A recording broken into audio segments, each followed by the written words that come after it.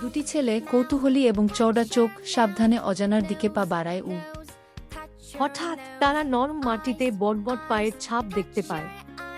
ছেলেরা উত্তেজিত দৃষ্টি বিনিময় করে। এটা কি সিংহ হতে পারে?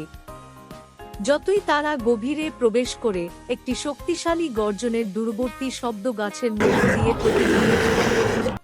তাদের হৃদয় ছুটতে থাকে যখন তারা শব্দ অনুসরণ করে, এবং সেখানে এটি একটি দুর্দান্ত সিংহ।